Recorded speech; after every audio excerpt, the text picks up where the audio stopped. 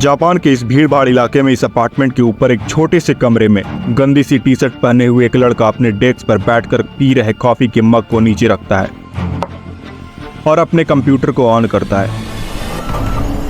वो सारे चीजों को एनालाइज करता है और अपना काम स्टार्ट करता है। ये लड़का आपको दिखने में कोई प्रोग्रामर लग रहा होगा, बट यकीन मानो दोस्तों, ये कोई प्रोग्रामर नहीं बल्कि दुनिया का सबसे सफल मल्टी मिलियनर डे ट्रेडर है, जिसने मात्र 6 लाख रुपए से ट्रेडिंग स्टार्ट किया और 8 साल के अंदर इसने 10,000 करोड़ रुपए बना डाले। इसका नाम है तकाशी कोटेगावा। दुनिया जिसे BNF के नाम से जानती है।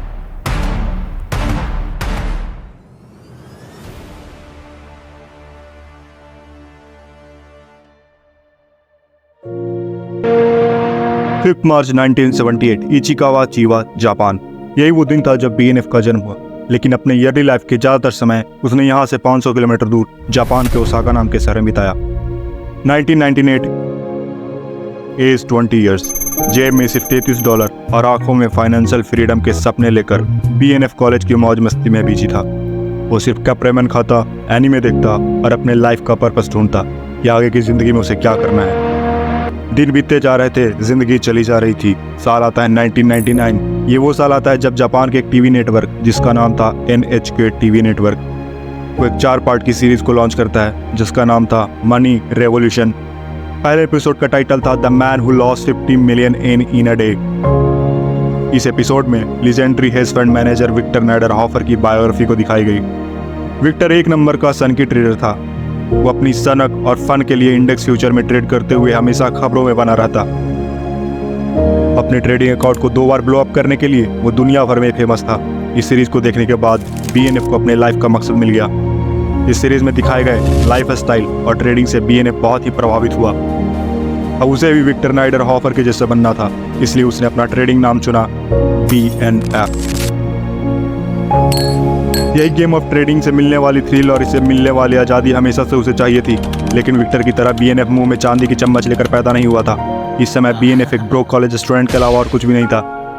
उसे पता था प्रॉफिट बनाना तो दूर, उसे ट्रेडिंग स्टार्ट करने के लिए भी मेहनत करके पैसे कमाने होंगे और उन पैसों को बचाना होगा। ट्रेडिंग के बारे में भी कुछ नहीं जानता था। 1990 के दशक में ट्रेडिंग पर किताबें भी बहुत कम थी, लेकिन जब भी BNF ट्रेडिंग से मिलने वाले मिलियन और उससे बदल जाने वाले लाइफ के बारे में सोचता, उसकी बॉडी में करंट दौड़ने लगती। इसी कारण से कॉलेज के बाद BNF पार्ट टाइम जॉब करने लगा। बिग डेज में रात की शिफ्ट और वीकेंड में दिन की शिफ्ट। पार्ट टाइम जॉब के अलावा उसने अपने खर्चों को भी कम करना शुरू किया और जितना हो सके सेविंग करने लगा। कॉलेज और जॉब के बीच में जब भी उसे समय मिलता तो वो चार्ट को एनालाइज करने और प्राइस एक्शन सीखने में समय बिताने लगा। जैसे एक बेयर पानी के करंट को स्टडी करके मछलियों की तलाश करता है, ठीक वैसे ही BNF स्टॉक के मूवमेंट को ट्रैक करके मार्केट में स्विंग की तलाश करने लगा और जापान के निकेई इंडेक्स में सभी टॉप स्टॉक को डीपली स्टडी करने लगा। उनके फ्लो और पैटर्न को समझने की कोशिश करने लगा। वो अपनी खुद की थ्योरीज बिल्ड करने लगा, अपनी स्ट्रैटेजी डिजाइन करने लगा। मार्केट किस तरह से मूव करता है इसी को समझने में वो टाइम देने लगा। ईयर 2002, 2 साल बाद पार्ट टाइम जॉब करने के बाद पैसा जोड़ने के बाद उसके पास $13,600 हो चुके थे। BNF तैयार था लाइव मार्केट को फेस करने के लिए। BNF बहुत ही सावधानी से ट्रेड कर रहा था, लेकिन जिस मार्केट में BNF ने कदम रखा था वो था ब्रूटली अनफॉरगिविंग बियर मार्केट, जिसके कहर से कोई नहीं बच सकता। जैसा कि आपको पता होगा, 2000 और 2002 में ग्लोबल मार्केट में इंटरनेट कंपनी का दोबारा फट चुका था। .com बबल ब्रस्ट हो चुके थे। लेकिन शायद आप यह नहीं जानते होंगे कि जापान पिछले 10 सालों से एक और बबल फटने के तंज को झेल रहा था, the huge asset bubble burst. Japan की इकोनॉमी में 1990 के दशक में द लास्ट डिकेड के नाम से जाना जाता है। एसेट के प्राइस 70% तक गिर गए थे। जापान की इकोनॉमी में यह दशक टेरेबली पेनफुल था। 2 साल तक चार्ट को अच्छे से स्टडी करने के बाद भी BNF को लॉस का ही सामना करना पड़ा। लेकिन BNF को पता था कि दर्द जब बर्दाश्त की लिमिट को चैलेंज करने लगे तो समझ जाना चाहिए कि या तो तुम किसी को जन्म दे रहे हो या फिर तुम्हारा जन्म हो रहा है। उसी समय BNF स्विंग ट्रेडिंग की एक नई तकनीक को जन्म दे रहा था और वहीं दूसरी ओर ट्रेडिंग की दुनिया में उसका जन्म हो रहा था। थोड़ी सी मेहनत के बाद उसने खुद की अपनी एक स्ट्रैटेजी को डेवलप कर लिया। उसकी यह स्ट्रैटेजी सिंपल थी बट ब्रिलियंट थी। एक बेयर मार्केट में ओवरऑल सेंटीमेंट जहां डर का होता है, लोगों को लगता है कि मार्केट नीचे के डायरेक्शन में केवल गिरता ही चला जाएगा। पॉजिटिव अपस्विंग्स को मार्केट में किसी को उम्मीद नहीं होती। वहीं BNF ने मार्केट को शॉर्ट करने के बजाय वो अपने स्ट्रेटजी से लॉन्ग करने लगा, जिसे आज के समय में हम कॉन्ट्राडेरियन ट्रेडिंग कहते हैं। BNF ने देखा कि बेयर मार्केट में ट्रेडर डरे हुए हैं, लॉस के डर से वो ओवर सेलिंग करते रहे। ऐसे में फंडामेंटली स्ट्रॉन्ग स्टॉक भी मार्केट वैल्यू इंट्रिंसिक वैल्यू से काफ़ी कम हो जाते हैं, और ऐसे ही स्टॉक हंटिंग के ताक में रहते हैं institutional investors and high net individuals. अच्छे स्टॉक को वो लोग खरीदना शुरू कर देते हैं जिससे कि शॉर्ट टर्म अपस्विंग आते रहें। BNF ने खुद कहा कि जब तुम शॉर्ट टर्म रिवॉर्ड की तलाश करो तो तुम्हें मूविंग एवरेज डाइवर्जेंस पर फोकस करना चाहिए। 2001 के बेयर मार्केट में मैंने उन्हीं स्टॉक को चुना जो 25 डे मूविंग एवरेज से 20% डेविएट हो। हालांकि 35% डेविएट होने वाले स्टॉक बाय करने के लिए थोड़ा ज़्यादा सेफ हैं। उसके बाद 2 से 3 दिन में उनके प्राइस और तेज़ी से बढ़ते हैं और 2 से 3 दिन में मैं अपना प्रॉफिट बुक करके ट्रेड को क्लोज कर देता हूँ। लेकिन यह इतना भी आसान नहीं है। अपनी इस स्ट्रैटेजी को रिलीजियसली फॉलो करने के बाद भी BNF के ज़्यादातर ट्रेड्स इनिशियल डेज में लॉस में ही क्लोज होते थे। मुश्किल से कमाए हुए सेविंग को खत्म होता देखना उसके लिए बहुत ही पेनफुल था। उसने गौर किया कि मार्केट के कुछ सेक्टर दूसरे सेक्टर के मुकाबले बहुत अच्छे हैं।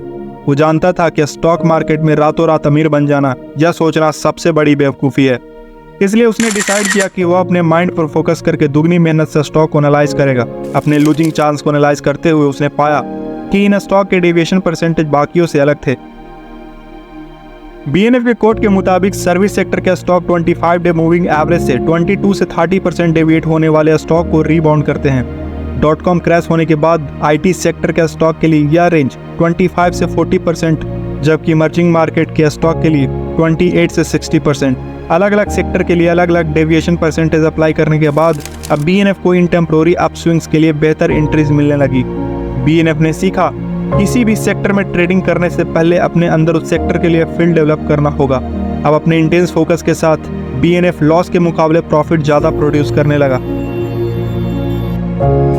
दिसंबर 2001 में पेनी स्टॉक के क्रैश के बाद बेयर मार्केट और भी ज्यादा खूंखार हो गया। ऐसा लग रहा था मानो पूरे मार्केट में ब्लैक फ्राइडे सेल लगी हुई है। सारे शेयर्स औने पौने दांव पर बिक रहे थे। BNF को अपने 20% डेविएशन वाले शेयर हर जगह दिखाई दे रहे थे, वो भी ऐसे कंपनी के जिसके पास स्ट्रॉन्ग ब्रांड और भारी मात्रा में लिक्विड एसेट थे। BNF के कई दोस्त इस स्टॉक को बाय करने लगे, लेकिन BNF के इंस्टिंक्ट्स उसे इन स्टॉक को बाय करने से रोक रहे थे। जब पूरे मार्केट में आग लगी हो, पूरी इकोनॉमी ध्वस्त पड़ी हो, तो सस्ता स्टॉक भी सस्ता नहीं होता, क्योंकि उसकी रीसेल वैल्यू और भी कम हो सकती है। BNF रुक गया, वह सिर्फ एक्स्ट्राऑर्डिनरी केसेस पर फोकस करने लगा। टॉप ब्रांड के ऐसे स्टॉक जो 25 डे मूविंग एवरेज से 65% डेविएट कर रहे थे, BNF सिर्फ उन्हीं स्टॉक में पैसा लगा रहा था।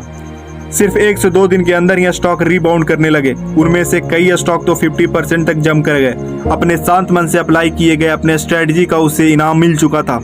अगर उसने पहले ही पैसा लगा दिया होता तो रिजल्ट बहुत ही डिजास्टर होती। 2002 के अंत तक BNF ने अपने अकाउंट साइज को ग्रो करके $1 मिलियन तक पहुंचा दिया था।